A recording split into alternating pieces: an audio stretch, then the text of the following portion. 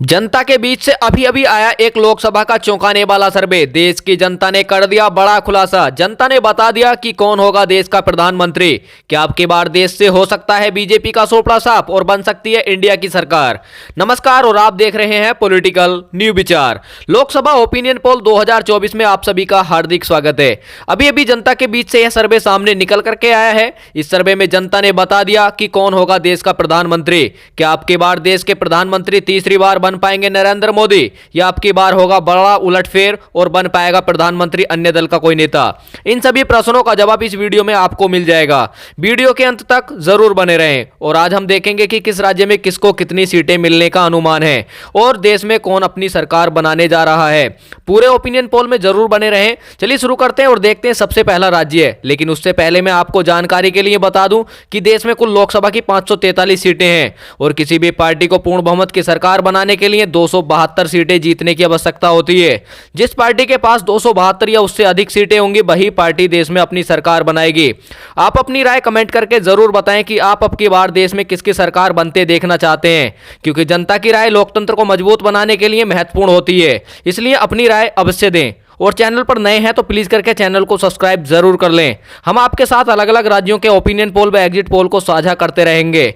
बने रहिए हमारे साथ। चलिए शुरू करते हैं और देखते हैं सबसे पहला राज्य। चलिए हम सबसे पहले बात करते हैं उत्तर प्रदेश राज्य की। उत्तर प्रदेश राज्य में लोकसभा की कुल 80 सीटें हैं। यहाँ पर बीजेपी के खाते में 45 जबकि कांग्रेस के खाते में 35 लोकसभा सीट जाती दिख रही है। और आमतौर पर ऐसा माना जाता है कि जो पार्टी उत्तर प्रदेश में सर्वाधिक सीटें जीतेगी वही पार्टी केंद्र में भी सरकार बनाएगी। लेकिन अब की बार आंकड़े कुछ फेल होते नजर आ रहे हैं। पूरे ओपिनियन पोल को देखिए और आपको पता चल जाएगा कि अब की बार केंद्र में किसकी सरकार बनने जा रही है। चलिए इसी के साथ यदि हम बात करें बिहार राज्य की। बिहार राज्य में लोकसभा की कुल 40 सीटें हैं। यहां पर बीजेपी के खाते में 14 जबकि महागठबंधन के खाते में 26 लोकसभा सीट जाती दिख रही है। चलिए इसी के साथ यदि हम बात करें हरियाणा राज्य की। हरियाणा राज्य में लोकसभा की कुल 10 सीटें हैं। यहां पर बीजेपी के खाते में 4 वहीं महागठबंधन के खाते में 6 लोकसभा सीट जाती दिख रही है। चलिए इसी के साथ यदि हम बात करें पंजाब राज्य की। पंजाब राज्य में लोकसभा की कुल 13 सीटें हैं। यहां पर बीजेपी के खाता खुलने की कोई संभावना नहीं है। कांग्रेस के खाते में 5 वहीं अन्य दलों के खाते में 8 लोकसभा सीट जाती दिख रही हैं।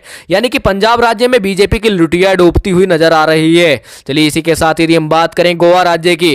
गोवा राज्य में लोकसभा की कुल 2 सीटें हैं। यहां पर बीजेपी व कांग्रेस के बीच बराबर की टक्कर देखने को मिल सकती है। गोवा की 2 लोकसभा सीटों में से बीजेपी के खाते में 1 वहीं कांग्रेस के खाते में भी 1 लोकसभा सीट जाती दिख रही है। चलिए इसी के साथ यदि हम बात करें असम राज्य की।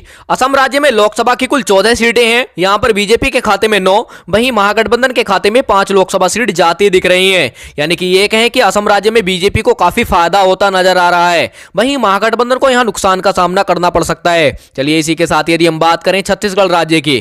छत्तीसगढ़ राज्य में लोकसभा की कुल 11 सीटें हैं। यहां पर बीजेपी के खाते में 5 वहीं महागठबंधन के खाते में 6 लोकसभा सीट जाती दिख रही हैं। चलिए इसी के साथ यदि हम बात करें तमिलनाडु राज्य की। तमिलनाडु राज्य में लोकसभा की कुल 39 सीटें हैं। यहां पर बीजेपी के खाते में 13 जबकि महागठबंधन के खाते में 26 लोकसभा सीट जाती दिख रही हैं। यानी कि 543 सीटों में से हमने 209 सीटों का सर्वे विस्तार से जाना, जिसमें से देखा गया कि बीजेपी के खाते में 91 वहीं महागठबंधन के खाते में 110 लोकसभा सीट जाती दिख रही हैं। यानी कि महागठबंधन अभी भी बढ़त बनाए चल रहा है। चलिए इसी के साथ यदि हम बात करें केरल राज्य की।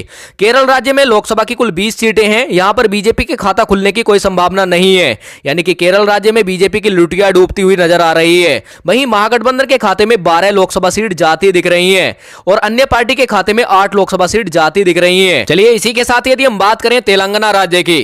तेलंगाना राज्य में लोकसभा की कुल 17 सीटें हैं। यहां पर बीजेपी के खाते में 4 वहीं महागठबंधन के खाते में 13 लोकसभा सीट जाती दिख रही है।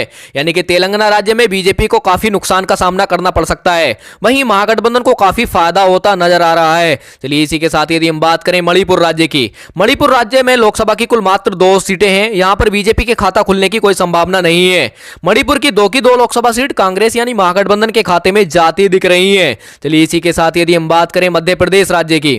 मध्य प्रदेश में लोकसभा की कुल 29 सीटें हैं। यहां पर भी बीजेपी के खाते में 7, वहीं महागठबंधन के खाते में 22 लोकसभा सीट जाती दिख रही है। मध्य प्रदेश में भी बीजेपी को नुकसान का सामना करना पड़ सकता है, वहीं महागठबंधन को यहां काफी फायदा होता नजर आ रहा है। चलिए इसी के साथ यदि हम बात करें त्रिपुरा राज्य की, त्रिपुरा राज्य में लोकसभा की कुल 2 सीटें हैं। यहां पर बीजेपी व कांग्रेस के बीच बराबर की टक्कर देखने को मिल सकती है।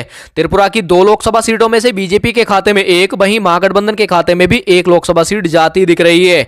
चलिए इसी के साथ यदि हम बात करते हैं जम्मू कश्मीर की, जम्मू कश्मीर में लोकसभा की कुल 6 सीटें हैं। यहां पर भी बीजेपी व कांग्रेस के बीच बराबर की टक्कर देखने को मिल सकती है। जम्मू कश्मीर की 6 लोकसभा सीटों में से बीजेपी के खाते में 3, वहीं महागठबंधन के खाते में भी 3 लोकसभा सीट जाती दिख रही है। इसी के साथ यदि हम बात करें मेघालय राज्य की, मेघालय राज्य में लोकसभा की कुल 2 सीटें हैं। यहां पर बीजेपी के खाता खुलने की कोई संभावना नहीं है, जबकि मेघालय की 2 लोकसभा सीट महागठबंधन के खाते में जाती दिख रही है, यानी कि बीजेपी की यहां भी लुटिया डूबती हुई नजर आ रही है। चलिए इसी के साथ यदि हम बात करें अरुणाचल प्रदेश की, अरुणाचल प्रदेश में लोकसभा की कुल 2 सीटें हैं। यहां पर बीजेपी व कांग्रेस के बीच बराबर की टक्कर देखने को मिल सकती है।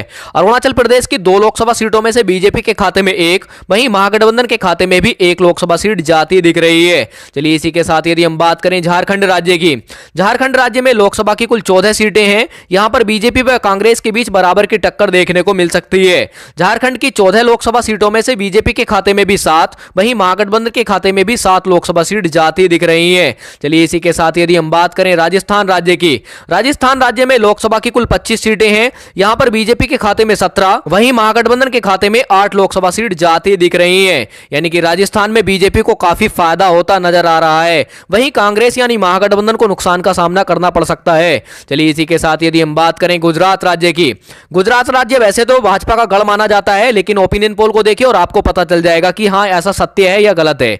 गुजरात राज्य में लोकसभा की कुल 26 सीटें हैं। यहां पर बीजेपी के खाते में 18, वहीं महागठबंधन के खाते में 8 लोकसभा सीट जाती दिख रही है। इससे यह पता चलता है कि गुजरात बीजेपी का गढ़ माना जाता है, क्योंकि गुजरात में बीजेपी को काफी फायदा होता नजर आ रहा है। चलिए इसी के साथ यदि हम बात करते हैं दिल्ली केंद्र शासित प्रदेश की, दिल्ली में लोकसभा की कुल 7 सीटें हैं। यहां पर बीजेपी के खाते में 3, वहीं महागठबंधन के खाते में 4 लोकसभा सीट जाती दिख रही है। चलिए इसी के साथ यदि हम बात करते हैं हिमाचल प्रदेश की, हिमाचल प्रदेश में लोकसभा की कुल 4 सीटें हैं। यहां पर बीजेपी व कांग्रेस के बीच बराबर की टक्कर देखने को मिल सकती है, यानी कि हिमाचल प्रदेश की 4 लोकसभा सीटों में से बीजेपी के खाते में 2, वहीं कांग्रेस के खाते में भी 2 लोकसभा सीट जाती दिख रही है। चलिए इसी के साथ यदि हम बात करें उड़ीसा राज्य की, उड़ीसा राज्य में लोकसभा की कुल 21 सीटें हैं। यहां पर बीजेपी के खाते में 2, वहीं कांग्रेस के खाते में 3 और अन्य पार्टी के खाते में 16 लोकसभा सीट जाती दिख रही है। चलिए इसी के साथ यदि हम बात करते हैं पश्चिम बंगाल की, पश्चिम बंगाल में लोकसभा की कुल 42 सीटें हैं। यहां पर बीजेपी के खाते में 8, वहीं कांग्रेस यानी महागठबंधन के खाते में 34 लोकसभा सीट जाती दिख रही है,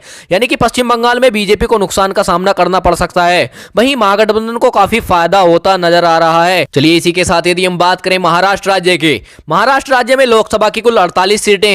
यहां पर बीजेपी के खाते में 16, जबकि महागठबंधन के खाते में 32 लोकसभा सीट जाती दिख रही है, यानी कि अभी तक 543 सीटों में से 476 सीटों का सर्वे हमने विस्तार से जाना, जिसमें से देखा गया कि बीजेपी के खाते में 180 और महागठबंधन के खाते में 263 लोकसभा सीट जाती दिख रही है, यानी कि अभी भी कांग्रेस यानी महागठबंधन काफी बढ़त बनाए हुए चल रहा है। चलिए इसी के साथ यदि हम बात करें केंद्र शासित प्रदेशों की, अन्य केंद्र शासित प्रदेशों में भी लोकसभा की कुल 7 सीटें हैं, जिसमें से बीजेपी के खाते में 3, वहीं महागठबंधन के खाते में 4 लोकसभा सीट जाती दिख रही है। चलिए इसी के साथ यदि हम बात करते हैं आंध्र प्रदेश की, आंध्र प्रदेश में लोकसभा की कुल 25 सीटें हैं। यहां पर बीजेपी के खाता खुलने की कोई संभावना नहीं है, जबकि महागठबंधन के खाते में 10, वहीं अन्य पार्टियों के खाते में 15 लोकसभा सीट जाती दिख रही है, यानी कि आंध्र प्रदेश में बीजेपी की लुटिया डूबती हुई नजर आ रही है। इस प्रकार लोकसभा की 543 सीटों का सर्वे हमने विस्तार से जाना, जिसमें से देखा गया कि बीजेपी के खाते में 224, वहीं इंडिया यानी महागठबंधन के खाते में 277 लोकसभा सीट जाती दिख रही है।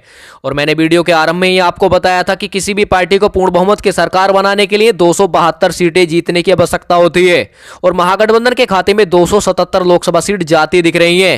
तो इस ओपिनियन पोल के आधार पर अब की बार हम कह सकते हैं कि महागठबंधन अपनी सरकार बनाने जा रहा है। और आपको क्या लगता है कि देश में अब की बार किसकी सरकार बनेगी, कमेंट करके जरूर बताएं।